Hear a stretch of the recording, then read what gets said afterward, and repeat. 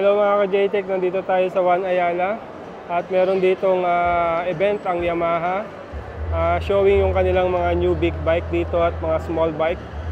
Like yung pinaka-highlight dito is yung Yamaha Aerox SP. So tingnan natin to isa-isa, ano yung mga motor na nandito. Tara, samahan nyo ako. Okay, una natin nakita dito yung Yamaha R15M. Ayan, tapos ito yung mga NMAX nila. Ito yung alam ko standard version to. Ayan. Ay, hello kuya. Ayan. Ito mga kuya, standard to, no? Yun yung TechMax. Ayan yung TechMax nila, tingnan natin. Ayan. Ito yung T-Max. Tingnan muna natin yung T-Max. Ayan. Ayan. Ito sana gusto ko eh, oh. 550, di ba? Ang taas ng seat height na to eh. Tapos no way na siya to trim. Ayan o. Talagang tinitignan ko to, no way na matrim siya. Pero napakaganda. Solid talaga. T-Max. Ano yung mukha niya oh. Okay, diba? Eh, yung pinakamagandang color. Gray. Tapos ito X-Max. Ayan. Ito yung lower version ni T-Max. Ang color lang na bago dito. X-Max pa rin. Pero napakaganda ng mga ganitong color. Grabe. Talagang kaso hili ko lang talaga yung mga 400cc. Kulang lang talaga ito kasi. Hindi naman mapapasok sa expressway. Ayan. Eh, likod niya. Diba? Ang ganda talaga ng likod ni X-Max eh. Ayan. Tapos wala pa siyang sub-tank. No? Ang mahalan nito, wala pang sub-tank. Ito yung NMAX eh, yung likod niya. So talagang ang laki ng difference ng dalawa. No? Ganda ng likod ng X-Max. So, pakita lang sa inyo yung X-Max. Ayan o. Ganda ng pipe niya, oh. Tingnan mo, para siyang carbon na may design. X-Max. Ito kulang din na CC to, kaya di tayo makabili na ito. Keyless. Ayan, lead, seat. Tapos ito yung ano niya. Keyless, ayun yung panel niya. Hindi pa siya dual channel. Single channel ABS. Ang ABS niya, yun lang sa harapan. Itong rear, walang ABS. So ano ba important nung na merong ABS both? Mas maganda kasi yon for safety. Para hindi mag-skid yung huli ang gulong. Ito kasi possible mag-skid yung huli ang gulong. Ito X-Max na black. So mas maganda yun for me. Yung color nun. Ito yung black, matte black. Ito yung signal light niya. Yung mukha. So ang NMAX merong mga variant na color, no? Ito black. Tapos ito isa matte black. Matte ano siya? Parang violet. Tapos yun yung silver. Pakita ko sa inyo ito. Ito yung TechMax. Ayan, TechMax. NMAX TechMax.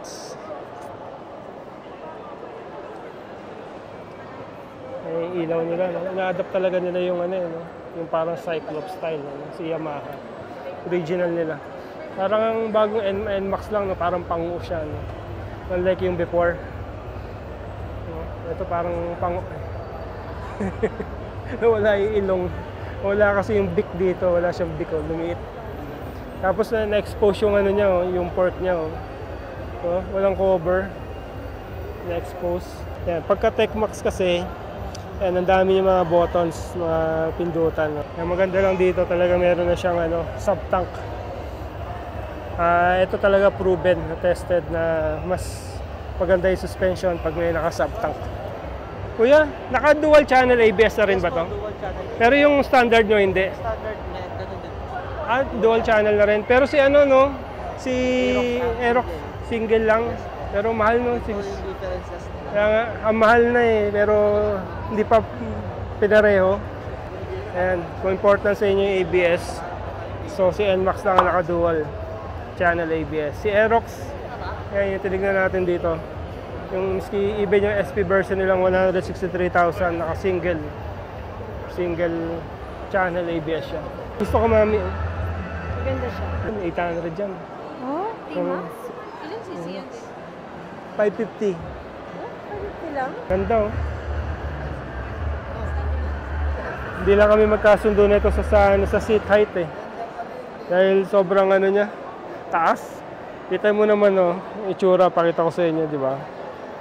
Mataas na siya, tapos bukaka ka pa dito. Yan oh. Pag bukaka ka, so medyo ano siya. Talaga mabibitin yung height mo. Kakainin eh. Ganda ng kulay nila. Gusto ko yung kulay nito. May cruise control, yun ang gusto ko dito ngayon. Dati kasi walang cruise control ito si T-Max. So ngayon meron na. Hindi ko alam parang dati kasi alam ko wala. Pero siyang handbrake. Ito, handbrake to. Yan, adjustable yung ano niya. Yung brake saka yung clutch, adjustable. Projector type na rin, no? Ito ba? Ito, sniper naman, sniper. Yan, 155 sniper. Yan. Ito yung mga trail bike nila. Ayan, trail bike. Ito yung sniper. Ayan. Ito parang big bike din ang ano na ito eh. Declutch din to eh. Ayan, meron siyang cambio lang. Ayan, declutch din. Ang sniper. Parang di pa siya naka-ABS, no?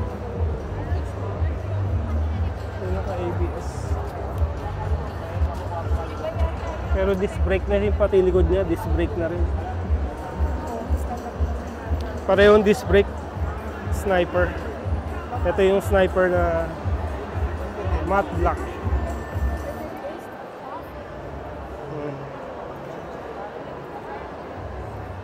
Yan. So naka disc brake siya pareho. Pero non-ABS to. Ito ang ABS. Yun yung isa, non-ABS. Yan. Kasi di mo makikita eh. No? Wala siya nito. Pakita ko sa inyo. Ito yung malalaman mo pag naka-ABS siya. Itong merong ganito. So ito kasi yung sensor ng ABS. So ano siya? Single ABS. Kasi yung likod niya wala. So wala yung likod. So single channel ABS lang to. No? Tapos next natin, ito yung pinaka-highlight nila. Ito yung Aerox standard. Aerox standard version. Yan, kasi meron sila yung SP. Ayun yung may red SP. So ito yung standard version ng Aerox. Ang halaga ng standard version is 125,000. So yung SP version 163. Ayun yung SP version. Mamaya lapitan natin. Yan, 163 SRP daw. 163,900. Projector na rin yung ilaw. Projector headlamp na. Ayun yung bago. Ito yung Aerox SP ng Yamaha na bagong nilabas nila. Ayan, pakita ko lang sa inyo yung mga specs and features na to. So meron siyang sub-tank, yung shock niya, dual shock na naka-sub-tank. So single channel ABS lang to. Hilig sabihin lang nun, yung brake niya, yung ABS niya nasa front lang. Yung rear, walang ABS. Ito. Ayan. So ito lang yung merong ganito, yung front lang niya. So ito yung sensor ng ABS. Diyan mo makikita. Tapos yung likod niya, ayan. Tapos yung likod niya, wala kang makikita sensor na nilabas ni Yamaha. So still, kulang pa rin siya ng features. Kasi imagine 163,000, no? Tapos hindi pa naka-dual channel ABS. No?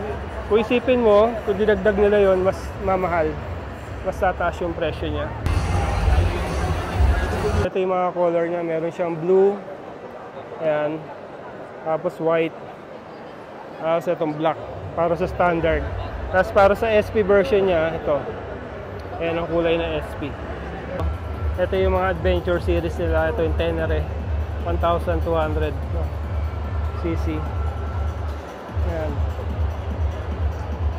Ayan, Tenere 700 saka Tracer 9 GT. Ayan. Diba? Mga adventure bike Yamaha. Okay.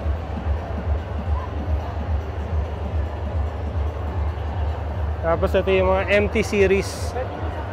Ayan. Dito muna tayo. Nagpapapicture dyan. Ito yung MT-07. Ayan. Na dual cylinder din siya. Ito yung Cyclops design niya. Ayan o. Cyclops. Ayan. MT-07. Ayan. Ayan yung panel niya. Ang MT meaning niya, no? Sa yung mga memes natin dito sa Pinas. Ayan.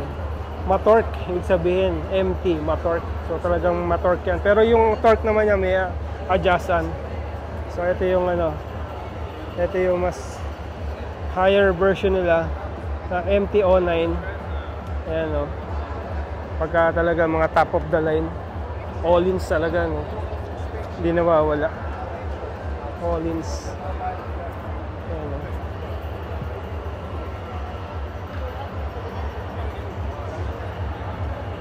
Ito mukhang hindi Cyclops sa itsura. Hindi ba na nila yun? Mas Cyclops yung mga bilog lang yun. Okay. Ayan. MT-09. Then ito yung MT-10. Ang ganda ng mukha. Oh. Para itong ano eh, cricket, no? Cricket na itsura niya. Kung yung iba Cyclops, ito cricket. Brembo, syempre. MT-10 yan. Ayan. All-ins. Grabe yung mga shock na all-ins, no? Dual channel ABS, all-ins. Equipped ng quick shifter sa with blipper. No? Automatic downshift. Upshift. Clutchless. Okay. Ganda na MT-10. Ayan, MT-15. Ito yung 150cc. Pero ang laki na rin ng itsura, no? Ayan. MT-03. Okay. Tignan natin yung MT-03. Ayan, MT-03. Ito yung MT-15. Yung mukha niya. Ayan. Pareho lang din nung ano. Ayan. MT-03. Itong MT-15. Ayan. Ayan yung MT series ni Yamaha. So it depends na lang kung ilang cc yung kailangan nyo. Pero ito, hindi pa pwede pasok sa Expressway 15, di pa rin. So mag-i-start yung pwede pasok dito sa MT-7. Ayan, MT-7. Tapos ito, MT-09, MT-10. Ayan, 1000cc, 900cc, 700cc. Itong MT-03, 300. Tapos yung MT-15, 150cc. So ayan, meron pa pala dito. Ito yung mga classic nila. Yamaha XSR. XSR 155. Ito yung XSR. Ito, shoutout ay, ito yung gusto mo. XSR 700. Ganda rin, no? Ito yung panel niya. So, starter switch lang, hazard. Tapos, very common. Ang lit ng ano niya, TFT niya. Cute. So, parang dito rin. Ito yung ilaw niya. Rear light niya. Brake light. Dual channel ABS na siya. Ito yung mas upgraded na XSR 900. Yung isa 700. Ito yung 900. Ito pala yung gusto ni Ai. Ai, gusto niya palitan yung ano niya eh. Yung Say 9 niya na RS. Yan.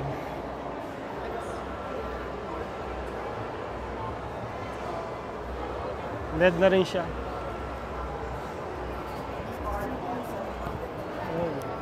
Ito yung mga Yamaha Mio. Ayan. Ito yung Grabis. Oh, Mio rin, Mio.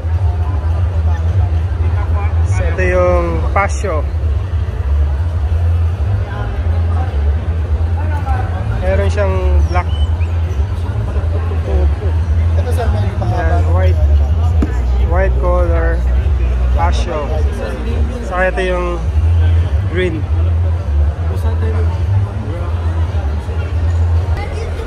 Ito nga ka-JTEC yung PG1. Ayan o.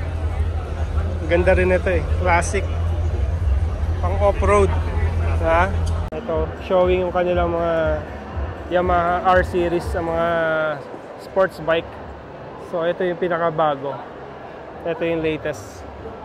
Ayan, si Yamaha YCF R9. Ayan. Bagong labas lang dito pero wala pang presyo. So pero na-research ko to dahil nga ayaw pa nila magbigay ng presyo. Ang presyo nito sa internet, estimate, ano siya, 599,000. So pero sa ibang bansa, ang presyo nito, pag kinonvert mo sa Philippine peso, ano siya, 710,000. So kapresyo to ng ano, ng CX-6R. Ang engine nito naka ano siya, CP3. So pag tinabi mo CP3, meaning nun cross-plane 3 engine, no? Or 3 cylinder. So naka 3 cylinder to. Si Kawasaki kasi inline 4 sila eh. Ito naman cross-plane. Pag Yamaha, cross-plane siya. Sa mga sports bike talaga walang keyless eh. Lahat disusi kahit gaano kamahal. Ayan. Preload adjuster, meron din, no? Tapos meron tong ano, cruise control. Ayan, no? Ayan, maganda dito, beri mo. Naka-sports bike ka na mayroong cruise control. Cross-plane.